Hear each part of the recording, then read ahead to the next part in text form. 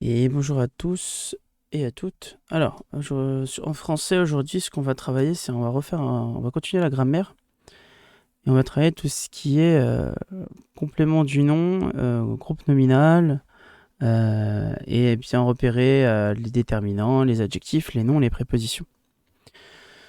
Première chose, avant de commencer cette fiche, je voulais vous dire que s'il y a eu des difficultés vis-à-vis de la fiche du passé simple et de l'imparfait, pas d'inquiétude.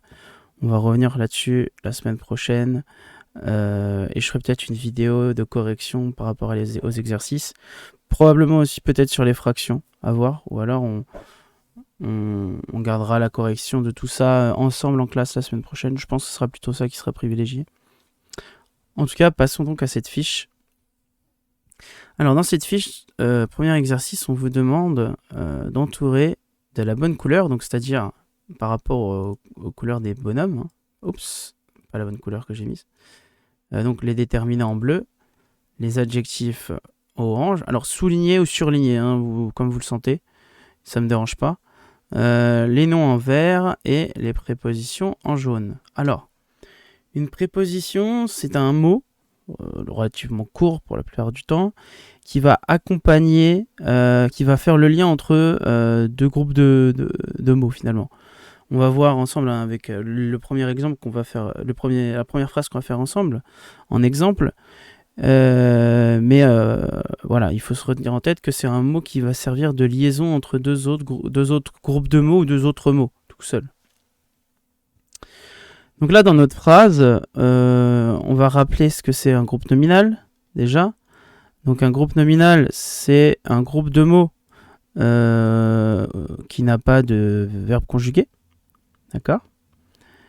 Alors, je ne vais pas descendre trop bas, pardon. Et on va rappeler donc complément du nom, ce sont des groupes de mots aussi qui vont accompagner un nom pour essayer de le rendre, alors pas de le qualifier parce que ça c'est l'adjectif, mais d'apporter des précisions, voilà, d'apporter des éléments supplémentaires. Donc on va voir un petit peu quelles sont, avec le premier exemple, les possibilités. Donc si nous prenons la première phrase, celle-ci, alors, je vais effacer le bleu pour pas qu'on soit embêté.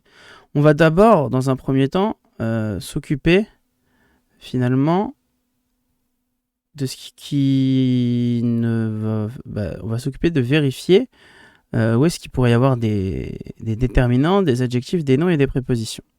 Alors, première chose, on a ici Pasteur.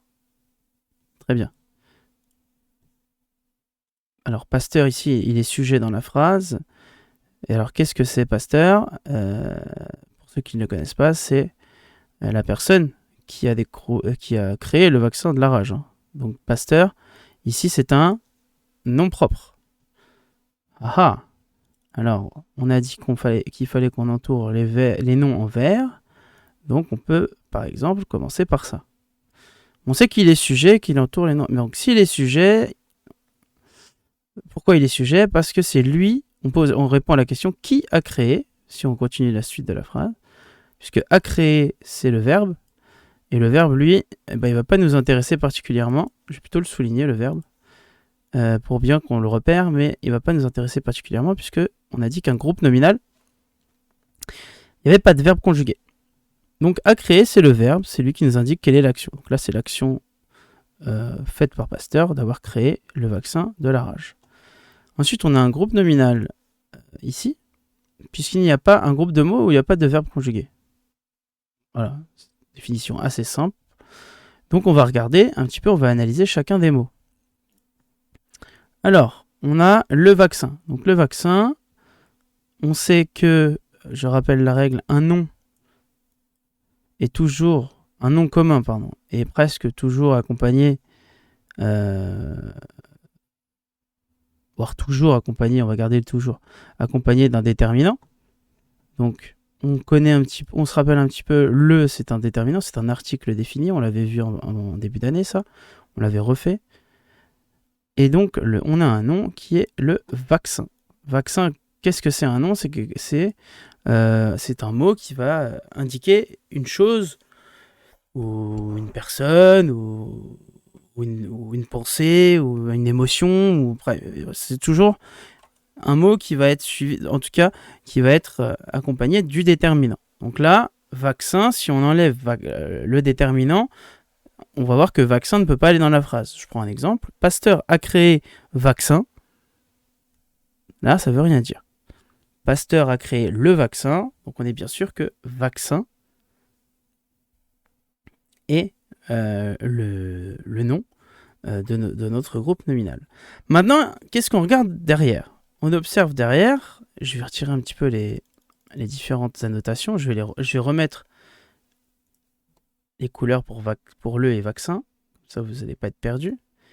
On remarque derrière qu'on a un groupe de mots qui est de la rage. Alors, là vous pouvez me poser la question, comment on sait ce que c'est? Et bien très simplement, on va regarder d'abord ce qu'on connaît le mieux. Là, on sait que c'est un article défini, tout comme le. Donc on va entourer là.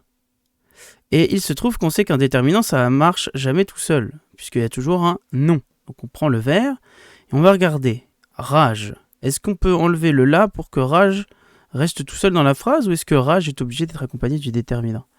Eh bien, on va essayer. Pasteur a créé le vaccin de rage. Alors, de rage, ça fait un peu bizarre. Ça voudrait dire qu'il s'est fâché et qu'il a créé le vaccin. Non, c'est pas ça. Ça change le sens de la phrase. Non, Pasteur a créé le vaccin de la rage. Donc, hop, hop. Et donc, on est d'accord que là, on aurait pu se passer de la rage à la fin, puisqu'on aurait pu très bien dire Pasteur a créé le vaccin. Oui, mais là, il y a une indication par rapport au premier nom, qui est celui de la rage. Donc ça nous donne une indication, donc il y a un lien entre la rage et le vaccin. Eh bien ce lien il est assuré ici par la préposition. Donc la préposition de. Donc c'est en ça que je vous disais tout à l'heure, la préposition permet de faire un lien, de connecter finalement deux mots qui à première vue pourraient ne pas être associés. Bah si là du coup il va nous permettre d'associer les deux, de donner une indication sur le premier nom. Là par exemple, Pasteur a créé le vaccin, oui, lequel? De la rage. Indication, la préposition permet de faire le lien entre les deux. Donc le complément du nom, qui est le nom principal ici, c'est le vaccin. Eh bien le vaccin, en tout cas le nom vaccin, accompagné de son déterminant, il ne faut pas l'oublier, eh bien il est accompagné par un complément du nom qui va être devancé donc par la préposition et par de nouveau déterminant et un nom. Ça peut avoir plusieurs formes. On aurait très bien pu dire Pasteur a créé le vaccin et puis après enchaîner sur un autre type de phrase. Par exemple, qui a réussi à soigner de la rage? Mais ça fait une phrase plus longue par exemple, vous voyez. Donc là, on se contente de dire Pasteur a créé le vaccin de la rage. Et on comprend tout à fait ce que ça veut dire. Donc là, dans cet exemple-là, on n'a pas d'adjectif. Alors, on aurait pu essayer de réfléchir. Est-ce que on peut ajouter un adjectif, par exemple, au mot vaccin? Oui, par exemple, Pasteur a créé le vaccin utile. Mais là, il aurait fallu qu'on change, par exemple, la fin de la phrase, parce que utile contre la rage, par exemple. Ou alors, Pasteur a créé le vaccin efficace, je sais pas, de la rage. Ça fait un peu une phrase bizarre, mais en gros, on aurait ajouté quelque chose au mot vaccin sans avoir un complément de nom, c'est-à-dire sans avoir une préposition ni un autre nom. Mais là, dans la phrase, ça n'aurait pas eu beaucoup de sens, donc on n'a pas mis d'adjectif particulier. Mais vous allez voir par la suite que dans d'autres phrases, vous allez retrouver des adjectifs. Et ceux-là, ils ne sont pas accompagnés de noms, de prépositions et de déterminants, mais qui sont directement reliés au nom commun, puisqu'ils vont qualifier le nom commun directement. Voilà, c'est ça qu'il faut voir, c'est la petite différence entre un complément du nom et un adjectif qualificatif. Ça, c'est pour le premier exercice. Ensuite, on va vous demander dans le deuxième exercice d'enrichir des groupes nominaux avec des adjectifs et des compléments du nom. Donc on vous donne des exemples. Quand on vous dit enrichir, ça veut dire qu'on va demander est-ce que vous apportiez une précision. Par exemple, si je vous dis la fille ou le garçon, eh bien si j'ai envie d'enrichir la fille ou le garçon, je vais dire la petite fille, la grande fille, ou le petit garçon, le grand garçon, pour donner un qualificatif, pour enrichir le nom et pour donner une indication sur ce que je suis en train de dire. Donc des filtres, vous trouverez une idée, des parfums, vous trouvez une idée, le théâtre, vous trouverez une idée, et le set l'art, vous trouvez une idée. Vous pouvez utiliser soit un adjectif, soit un complément du nom. Je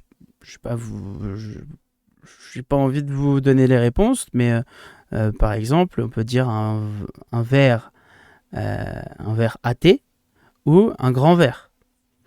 Un verre AT, on indique avec la préposition que c'est un verre pour le thé, ou une tasse à café. Voilà, par exemple. Et sinon, on dit une grande, ou alors on peut dire une petite tasse. Souvent, le café est bu dans les petites tasses, etc. Voilà, il y a plein de possibilités. Je vous laisse réfléchir. Et ensuite, troisième exercice, à peu près la même. Sauf que là, on vous demande, en faisant des phrases, et en faisant ça avec les deux phrases et les différents groupes nominaux. Groupe nominal, pardon. Ouh là là, qu'est-ce qui m'arrive ? Donc, je sais pas, je vais pas vous donner de réponse, mais le dragon défend son territoire. Moi, je pourrais très bien vous dire le roi puissant se bat pour son grand royaume, par exemple. Ou alors se bat pour le royaume de ses parents. Vous voyez, le royaume de ses parents. Ah, on donne une indication sur le royaume, etc., etc. Il peut y avoir plein de possibilités. Donc, je vous laisse réfléchir à ça. Pas d'inquiétude. Si vous faites des fautes, c'est pas grave. Encore une fois, on est là pour apprendre, pour se tromper et pour après réussir, etc., etc. Ça passe par là. Voilà. Donc, j'espère que les explications étaient un petit peu plus claires pour vous par rapport à l'exercice. Alors, faites très attention. Donc, comme je vous disais sur la fiche, il y a 2 fois le même exercice. Vous avez juste besoin de le faire une seule fois. Ça, c'est pour le français. Arrive ensuite la petite vidéo avec la dictée et il se peut que demain, je vous envoie le soir une vidéo où on revient sur la fiche de géographie en plus de ce que je vous enverrai vendredi. Je pense que pour l'instant, ça suffit. Je tiens à vous dire aussi qu'on a commencé un petit peu avec les élèves qui étaient présents la musique Imagine, écrite par John Lennon. On a commencé à l'apprendre, à la chanter. Donc, je vais vous envoyer pareil le lien via les mails, etc. Donc, si vous l'avez déjà reçu, vous pouvez l'écouter. Et je vous enverrai aussi les paroles. Voilà. Donc, bonne soirée. Et puis, sinon, on se retrouve sur la dictée si vous ne l'avez pas déjà regardé. Bonne soirée, pardon. Bonne journée selon à l'heure à laquelle vous regardez la vidéo.